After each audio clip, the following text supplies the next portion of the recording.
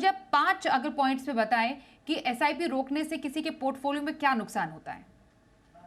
जी स्वाति। तो देखिए स्वाति, सबसे बड़ी बात, और अगेन मैं एक डेटा पॉइंट आपके सामने रखना चाहूंगा कि अगर आप एसआईपी को रोक देते हैं तो क्या हो सकता है। एक रिसर्च के हिसाब से अगर आपने 10 साल में 10 सबसे अच्छे दिन मिस कर दिए हैं मार्केट के, और अच्छे दिन जहां पर मार्केट में बहुत अच्छा करेक्शन हो रखा है, आपने अगर वो किसी भी लिहाज से मिस कर दिए तो 40% तक आपका रिटर्न कम हो जाता है उस 10 साल के पीरियड में।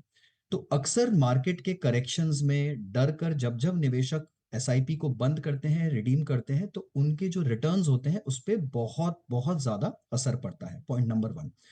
दूसरा पॉइंट, जैसा कि कीर्तन ने भी कहा, अगर आपने कुछ गोल या लक्ष्य तय कर रखे हैं और बीच में अगर आपने अपनी सिप को रोका या आपने अपने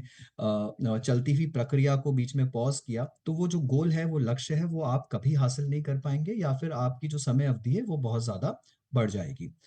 तीसरी सबसे बड़ी बात, आप सिप किस लिए करते हैं स्वाति? आप सिप इसलिए करते हैं क्योंकि आपके पास में बहुत सारी सिप अक्सर वही लोग करते हैं अमूमन जो सैलरीड होते हैं या जिनको रेगुलर मंथली इनकम मिलती है और बहुत बड़ा लमसम अमाउंट उनके पास में नहीं होता है निवेश करने के लिए। तो आप एक रेगुलर प्रक्रिया बांध देते हैं डिसिप्लिन तरीके से कि मेरी सेविंग्स भी होती रहे और जो पैसा मैं निवेश कर रहा हूं उससे मुझे कुछ रिटर्न भी मिलता रहे। तो आप जब इस रेगुलर डिसिप्लिन को, इस रेगुलर प्रक्रिया को बीच में रोक देते हैं,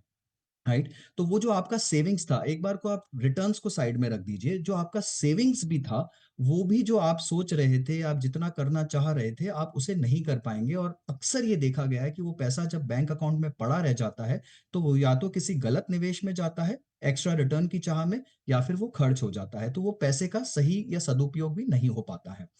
चौथी सबसे बड़ी बात, ये आप जब अपने किसी लक्ष्य को लेकर, एक फाइनेंशियल गोल को लेकर अपना एसेट एलोकेशन बनाकर जब आप सिप की प्रक्रिया को शुरू करते हैं स्वाति, तो उसमें जो सिप का फंडामेंटल कॉन्सेप्ट है वो ये है कि गिरते हुए मार्केट में आप ज्यादा यूनिट्स इकट्ठी करेंगे और बढ़ते हुए मार्केट में आपको अच्छा रिटर्न बनता रहेगा जो यूनिट्स आपने इकट्ठी की है। अगर आप गिरते हुए मार्केट में डर कर अपने सिप को रोक देंगे तो वो जो ज्यादा यूनिट्स अक्यूमुलेट होनी वाली थी वो कभी होंगी ही नहीं, और उसका जो बेनिफिट या जो कंपाउंडिंग जो आप बोल रही थी उसका जो बेनिफिट आना चाहिए वो आएगा ही नहीं, क्योंकि आपने अच्छे यूनिट्स इकट्ठे ही नहीं किए हैं। और आखिरी पॉइंट जो आपने जिससे शुरुआत की थी कि कंपाउंडिंग, अगर आप देखना चाहते हैं कि आपका पैसा दुगना तिगुना बढ़े और कंटिन्यूअसली आप वेल्थ को अक्यूमुलेट करें over a long period of time, चाहे वो रिटायरमेंट के लिए हो या किसी दूसरे लक्ष्य के लिए हो, तो एकमात्र तरीका यही है कि आप डिसिप्लिन तरीके से रेगुलर इन्वेस्टिंग करते रहें। इसमें आप कभी ये मत सोचिए कि आपको किस डेट को इन्वेस्ट करना है, किस दिन को इन्वेस्ट करना है, किस कैटेगरी में इन्वेस्ट करना है, किस फंड में इन्वेस्ट करना है।